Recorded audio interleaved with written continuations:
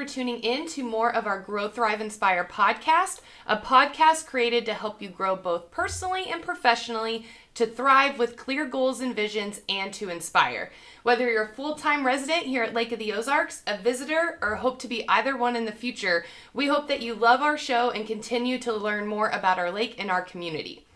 Today, we're super excited to highlight a council formed in 2007 with the mission of promoting water safety here at Lake of the Ozarks. The Captains Association of Missouri, formed in 2016, seeks to promote safety, education, good fellowship between operators and the Lake of the Ozarks Water Safety Council, the United States Coast Guard, and the Missouri State Highway Water Patrol Division. And here to tell us more about it is my new friend and captain, Mr. Doug Beck. Doug, thank you so much for being on the show today. I'm excited to learn more about the lake and your organization and just tips and tricks for water safety. Okay, well, great. We appreciate being here. So, Doug, you are a part of a very important organization here at Lake of the Ozarks. So how did you kind of find your passion to do that, or how did that come about? Well, we moved here from Iowa, about 20 years ago. Okay. Okay, and we lived, and I've always been involved with water. I was born up in Minnesota on a place called Lake Minnetonka. I was driving boats when I was 14 years old. Oh, okay. And we went from, we moved down to Iowa and lived when I was really small, about that big. And we were lived in Iowa in Des Moines, and we were near various lakes and rivers and things like this. And we started out, actually my first boat was a 14-foot semi-V Sears boat. Dang. Had a 1.5 horsepower engine on it. Wow. And we'd do lakes and small stuff like this. When we moved here, of course, Lake of the Ozarks, what do you got to do? You got to get a bigger boat. Yeah. I also, and I've always was fascinated, and I like working with people. I like taking people on tours, and we used to go down to Branson a lot. Okay. And that's really kind of a thing came about wanting to be a captain, because I thought it would be kind of cool to do tourist things with people. I went and got my captain's license, and that's through a pretty rigorous process that you go through, because you go through the Homeland Security, FBI checks. Wow. How long does it take, time frame wise? Usually your course is around about 8 to 10 days, and then the vetting process at that time was almost 6 months. Oh, wow. Yeah, they do a pretty thorough check on you. Of course, you have to take physicals and drug tests and so on and so forth. And anyway, I got the license. Right now I'm a 100-ton master, and also with a towing endorsement, which means that I can tow a boat and I can work for various companies, which I have. In a long time ago, I used to do work with Towboat US. Okay. And I've worked with the Celebration here at the lake and various other large tourist boats, and also I ran my own charter company as well. That was just a part-time gig. Yeah. My actual passion, my degree is in environmental science, and I owned an environmental company here, and then about 7 years ago I sold it, retired, and now I'm doing this full-time, which is more fun. Yes. Type of stuff. I can imagine working with tourism and showing people a great time and keeping them safe is pretty rewarding and fun. It really is. And part of the passion came from being on the water is from the environmental side. Because I worked with, like, say, LOA, Lake Ozark Watershed Alliance, making sure they have a clean, quality water, quality lake here, and people can enjoy it. And working with the Department of Natural Resources and also with Ameren. And we found out that, there's a true need, and we want to protect the quality of Lake of the Ozarks so people do have a lake to come to. Yeah. With LOA, I became involved with the Water Safety Council. Okay. Okay, so this is how it all comes together. Yes. And back in 2006, 2007, the Water Safety Council was formed. And how this all came about was for the Water Safety Council, we were having a huge problem with larger boats causing wakes, damaging docks, damaging the shoreline, so on and so forth. So part of the Water Safety Council, and the council is made up, it's made up of businesses, individuals, people that have an interest in the quality of the lake. Okay, and you can always become a member of the Water Safety Council. There's no charge or anything like this. We really want the input of people. That's great. And we meet every third Tuesday. Might as well throw this in Camdenton, the Chamber of Commerce at 11 o'clock. It runs for an hour, and we talk about a myriad of things. And I'll tell you some of the good stuff that we got coming up for that here in a little bit. Well, before we jump to kind of that council, like for our listeners who may not venture here but been curious about it, or maybe those who work here and play here, could you give us some like interesting history about Lake of the Ozarks or the dam, like maybe some fun facts that not a lot of people know? Sure.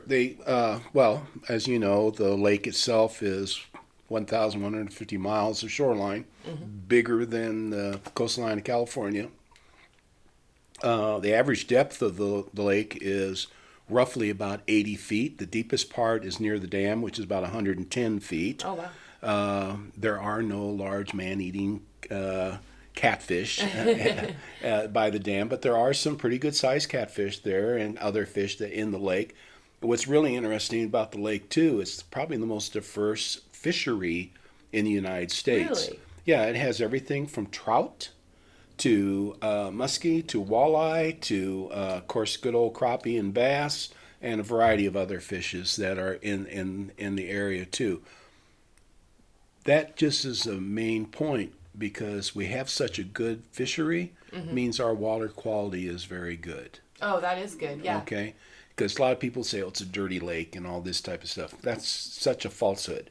It is a very clean lake, and it's a dammed up river.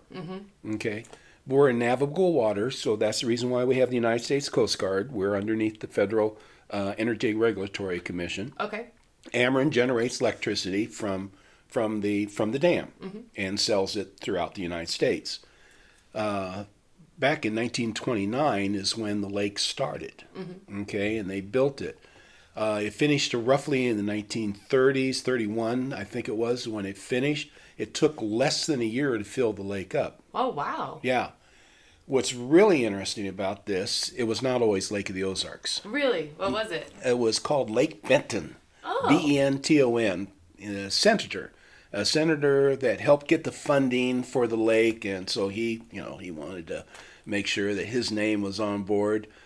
Well, people would be coming down from other places, and let's go down and see that lake at the Ozarks. That lake down there, we'll go see it. The word Ozark means on the way to Arkansas. Oh, okay. Okay, is where that comes from. But they would say Ozarks, so that was incorporated into that, and pretty soon it just became known as Lake of the Ozarks, and Mr. Benton went away. So on that aspect. But it was 1931 is when the lake actually was completed. I can't believe it took less than a day to fill up, or a week. That's crazy. Oh, yeah. About a year. Less than a year. Less than a year to fill up. A week would be really good. Yeah. The lake has approximately 95 square miles of surface area, or 650 billion gallons of water in the lake. Wow. On a daily basis. So there's a lot of stuff that goes on that. The construction started, like I said, in 1929.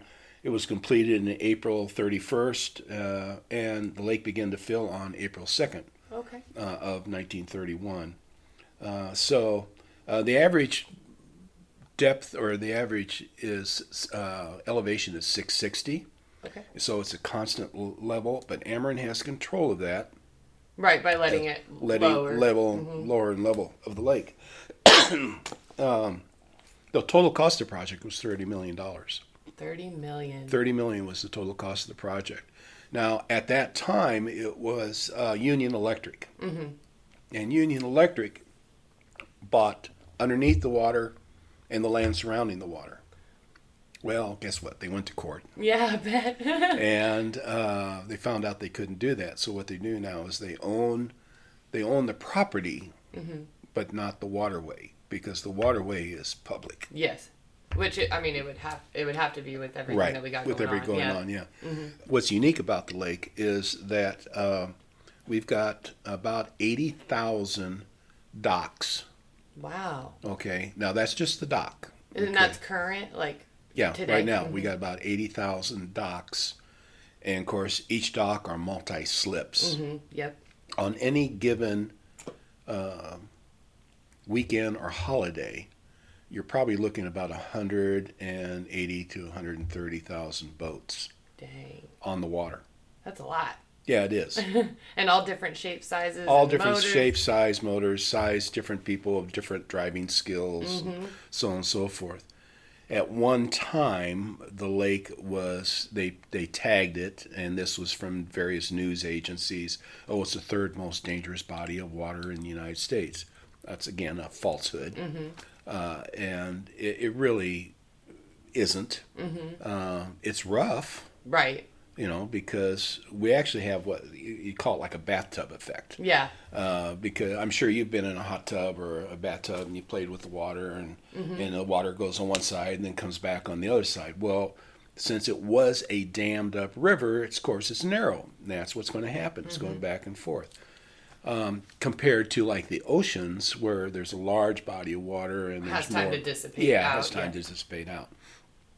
Well, since then, Ameren has instituted several policies of putting in riprap and seawalls, and of course there is the size of the boat has a lot to do with it. But for the most part, you know, anybody can come onto the lake and they can have an enjoyable time. I love all of those facts. That's so interesting. Some things that I never ever knew about our lake. But circling back to the Water Safety Council, which was formed in 2007, has representation from the local chambers, like you said, Missouri State Water Patrol, Camden County Health Department, U.S. Coast Guard, and Ameren. So you were mentioning, you know, you guys meet and how often you meet on Tuesdays, but what kind of topics do you typically cover? What is that council meeting more or less like? It covers a variety of stuff. Like one of the projects that we have going on right now, we are developing and putting in life jacket loaner stations. Oh, I love that idea. And so you as a visitor come down here and you want to go visit public beach number 1 or public beach number 2 as an example, and you don't have your life jacket. Yeah. Well, you go to the loaner station, take a life jacket, and it's yours to use and return or yours to keep. Wow. If you don't have one. More specifically for the kiddos. Well, I was going to say, for kids, I think that is a huge thing. Because even my own family, when they travel down on holiday weekends from, you know, Kansas City, St. Louis, or whatever, I mean, my small cousins, it seems like every year, you know, we're getting a life jacket because it's the one thing that nobody remembers to grab. So Right. That's really nice. Well, we get a lot of people that come here, well, where's the beach, you know, or where, you know, because they expect that. And we really, there are beaches here at various locations, but the two public beaches, a lot of people aren't aware of where they are, or maybe they're dry. Oh, this is great, Mom. Can I go swimming? And well, you don't have a life jacket. We can supply that through these life jacket loaner stations. We are going to be putting up 3 of them currently. One at Hahatanka, and another one at Public Beach number 1 and Public Beach number 2. I think that is a great idea. Yeah, it's going to be good, and the life jackets are free and they're available. We also, the Water Safety Council will provide life jackets. Okay, I mean, if you don't have a life jacket and you can't afford to buy one, call us. I'll give you one. No, that's You know, great. have that. Some of the other projects that we have, we work with the United States Coast Guard, and also the development of the Coast Guard Auxiliary. Okay. We have a new Coast Guard Auxiliary that has started here in the lake. What is that exactly? Coast Guard Auxiliary are a group of volunteers, and they help in search and rescue. They help in boat inspections.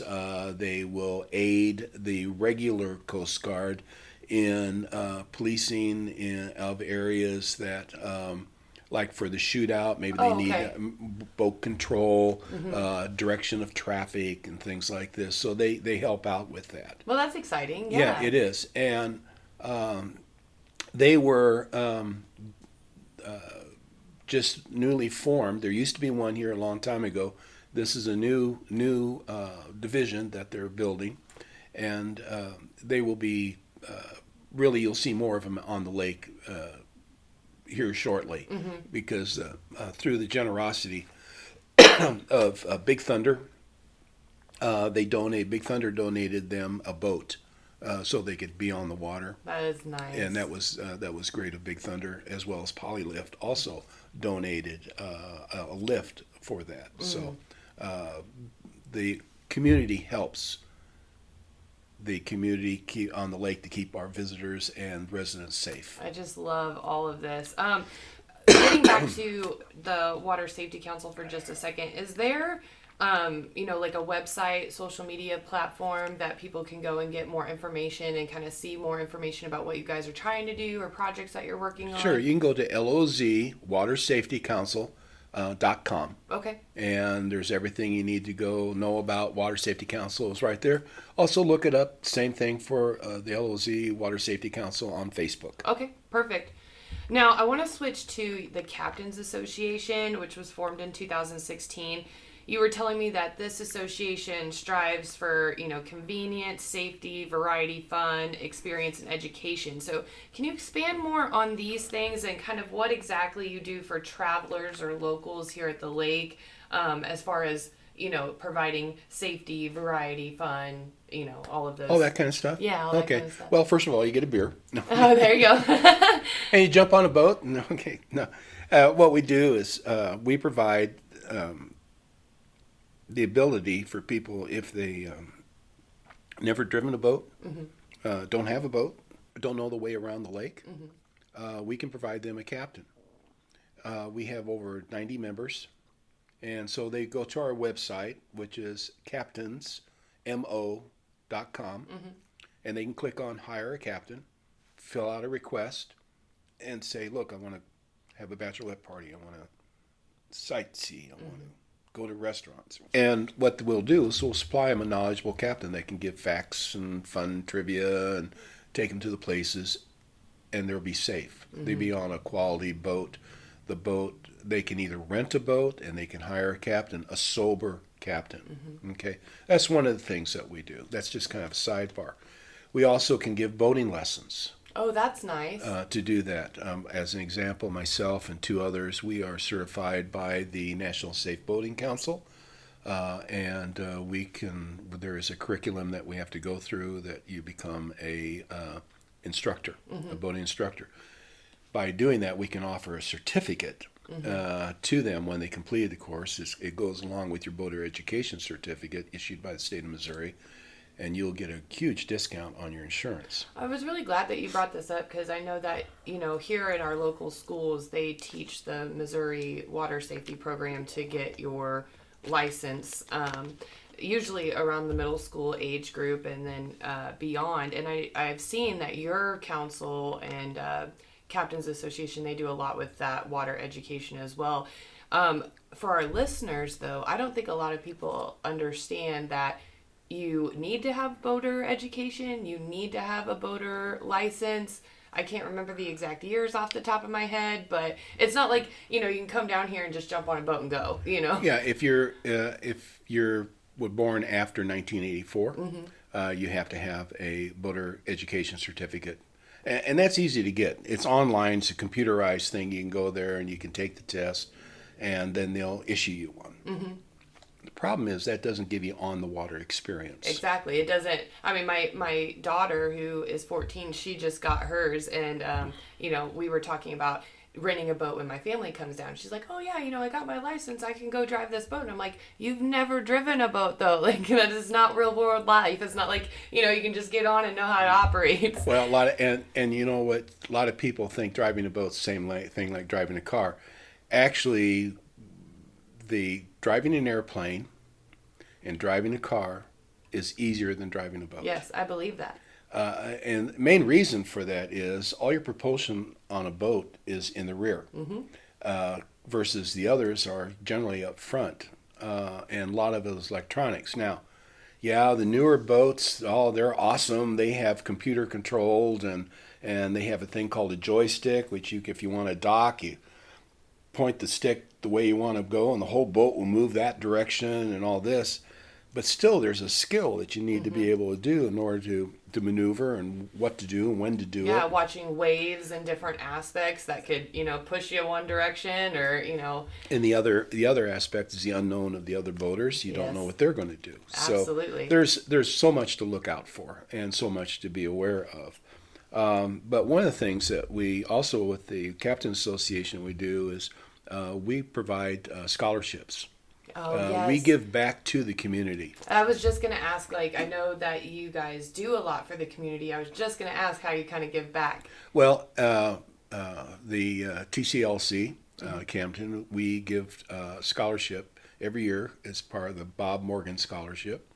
And Bob Morgan was a racer that lived here at the Lake of the Ozarks and tragically passed away at an event in Florida. And so, and in his honor, we provide the scholarship. The scholarship goes to people who want to be in the marine industry, become a marine mechanic, welder, and it's a $5,000 scholarship. That's amazing. And there's certain criteria, but if people are interested in that, they can get a hold of the TCLC and at Camdenton, and they can provide more information, or go to our website. And we have information on that. And then the other one is the Steve Sutton Scholarship that we give. And Steve was a captain for us. Unfortunately, he passed away due to carbon monoxide on his boat. And so in his honor, people want to become a captain. It's two $1,500 scholarships that we provide if somebody doesn't have the funds, but they'd like to get their captain's license. They can apply for it, and basically that pays for all your expenses to become a captain. That's great. So, and there's more details on the website. What would help your organizations or councils right now, especially when thinking about those locally or even traveling that would like to get more involved? What could community members or our listeners do?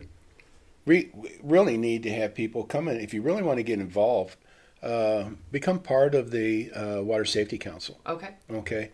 Attend the meetings. We always need more volunteer help. A volunteer for Lake Race and the shootout, and we also help out at other events.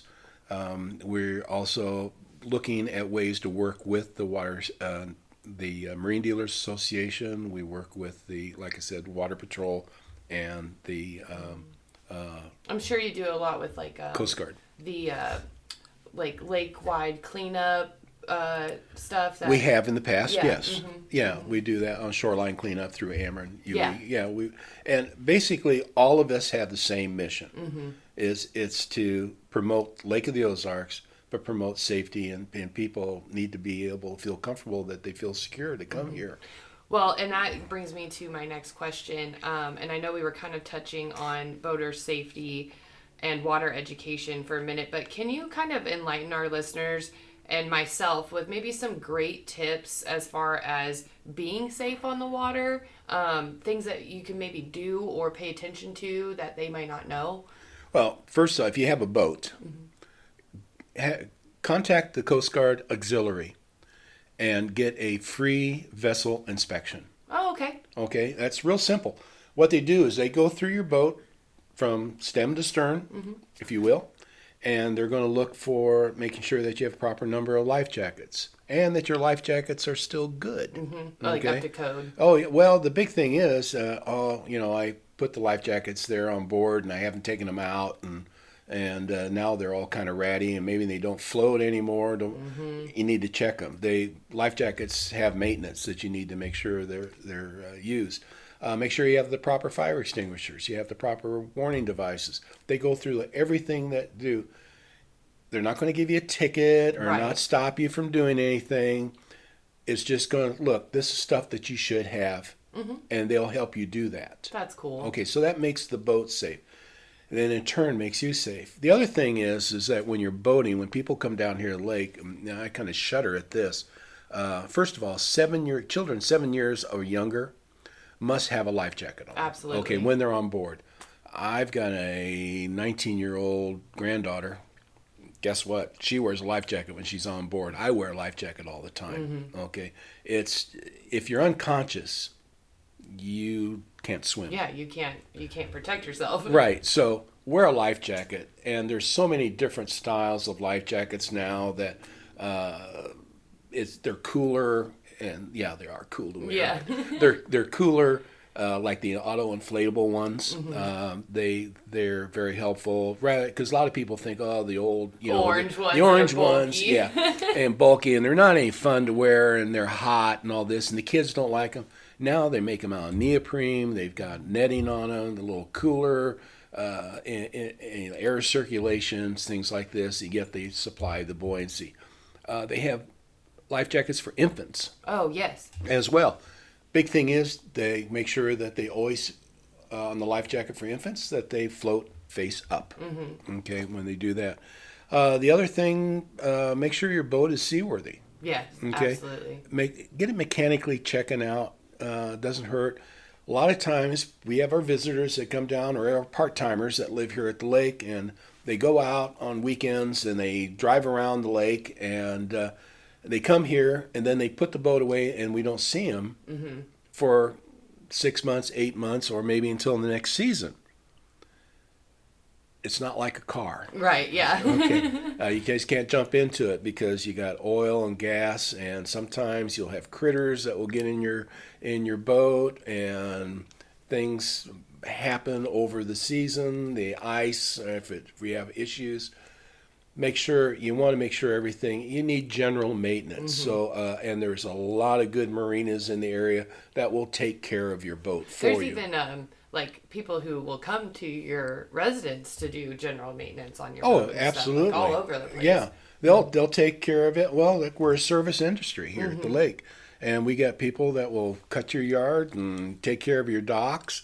And that's the other thing is, if you do have a second home here, I would really invest in one of those people that do that for your boat, for your dock, because when the lake freezes or Ameren drops the water, you need to constantly be adjusting your cables or how your boat floats. Instead of just letting it be. Yeah. Letting it be, and you can cause a lot of damage. I know that for a fact because last year I spent about $1,600 for electrical issues because one of my cables on my dock busted. Oh, no. Almost hit the neighbor's dock.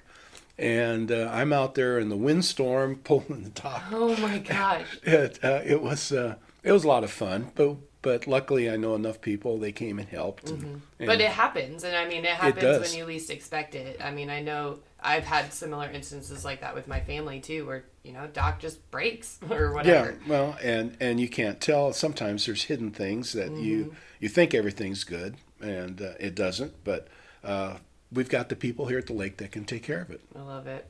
Well, one of my favorite events that you do is you guys promote that wear your life jacket to work event, and you do that in May. I know you guys just had it. But do you have any other fun ideas or events that like the local community doesn't know that you're kind of behind? Well, of course, we do a water safety seminar every year. That's in May, and May is the kickoff. Right, for the lake. For the lake, for actually water safety, for nationwide is what it is.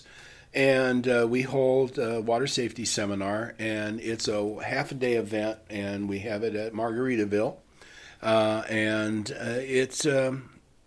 We have all different types of speakers. Coast Guard. We have people from the National Water Safety Council. We have people from the National Safe Boating Association. This year we had Hunter Bland came. Hunter Bland was a collegiate fisherman, and when this occurred to him, and he and his partner were down on a lake, I can't remember which lake it was. He was traveling at 60 miles an hour. His hydraulics on his steering went out, and the boat flipped, trapped Hunter and his partner underneath the boat. Oh my gosh.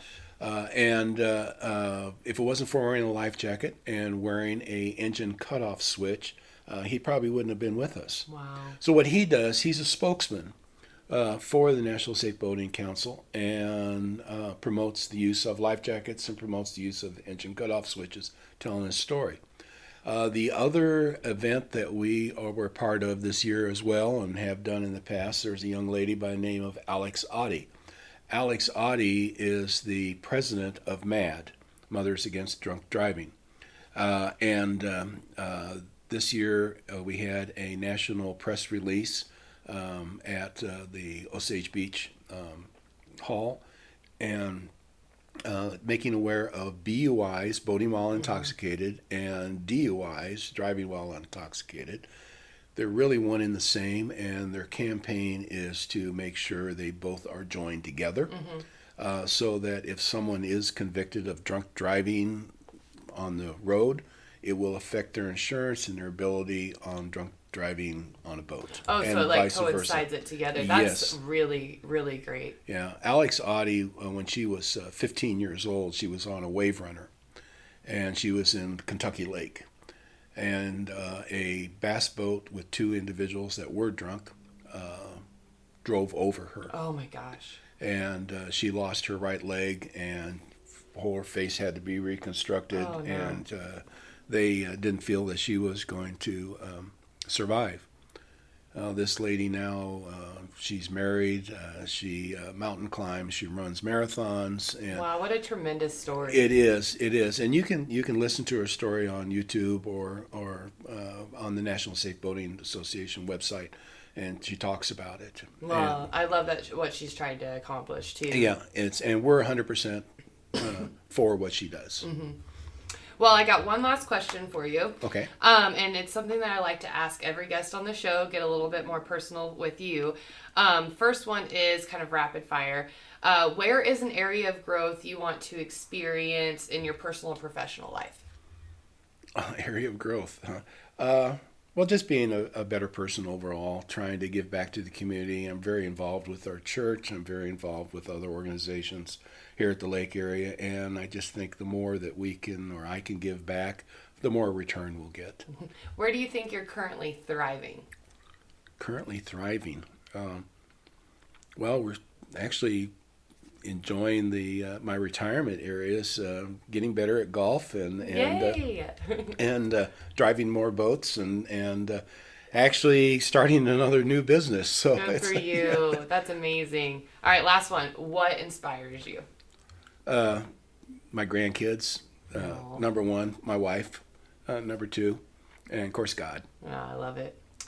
Well, Grow, Thrive, Inspire listeners, we could not be more thankful to Doug for bringing such amazing information about our lake to this episode. You can connect with Doug and the Water Safety Council at 573-346-2227 or info@lozwatersafetycouncil.com. We have more episodes coming, so be sure to tune back in. We love you, lake listeners, and your support for our show. Again, you can find us on all of the famous platforms: Facebook, YouTube, Spotify, iTunes, Apple Podcasts. We're on them all. And then also don't forget Key Radio 89.3 FM here in Osage Beach. And remember to always grow, thrive, and inspire, and we'll catch you next time.